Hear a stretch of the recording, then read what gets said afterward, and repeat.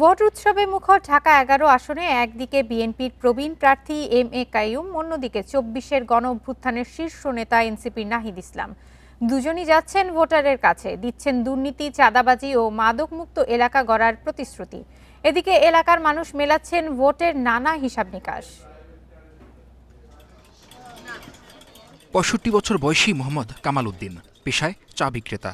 দেখেছেন দেশের দীর্ঘ ইতিহাস, ছেলে দেখেছেন ক্ষমতার পালাবদল, আর সদ্য ভোটার হওয়া নাতির চোখে এখনও উজ্জ্বল ২৪-এর বিপ্লব। ঢাকা ১১ আসনের আফতাবনগরের চায়ের এই দোকানে চলছে ভোট নিয়ে ৩ প্রজন্মের বিশ্লেষণ। বিজলি কেবলসের স্কিন কোটেড ইনসুলেশন আগুন প্রতিরোধী। বিজলি কেবলস, নিরাপদ আজীবন।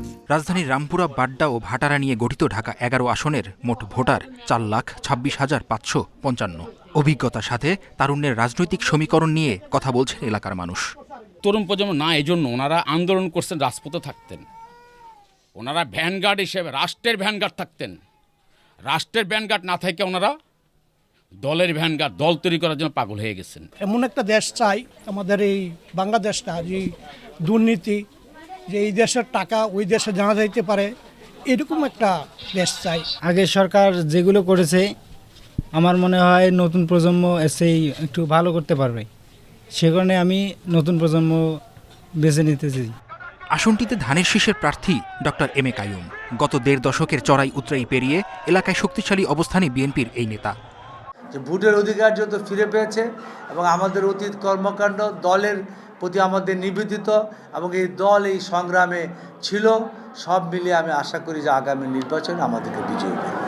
আর প্রথাগত ভোটের সমীকরণ পাল্টাতে মাঠে তরুণ নেতা নাহিদ ইসলাম। জুলাই অভ্যুত্থানের পর গঠিত জাতীয় নাগরিক পার্টির এই প্রার্থী পাচ্ছেন জামায়াত সহ ১০ দলীয় ঐক্যজোটের সমর্থনও। শাপলাকলি প্রতীকে তিনি হতে চান নতুন প্রজন্মের প্রতিনিধি।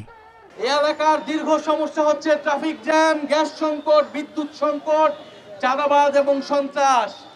আমরা কথা দিচ্ছি, আমরা এই এলাকার এই সমস্যাগুলো নিয়ে কাজ করব, সমস্যার সমাধান করব।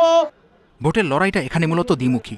দলীয় একক শক্তি হিসেবে অভিজ্ঞ বিএনপি আর তার বিপরীতে এনসিপি ও তাদের মিত্র ইসলামী দলগুলোর সমর্থন। নির্বাচনী কৌশল কার কতটা কাজে দিবে তা দেখতে অপেক্ষা করতে হবে ভোট পর্যন্ত। শিকদার মেহেদি, ইন্ডিপেন্ডেন্ট নিউজ, ঢাকা।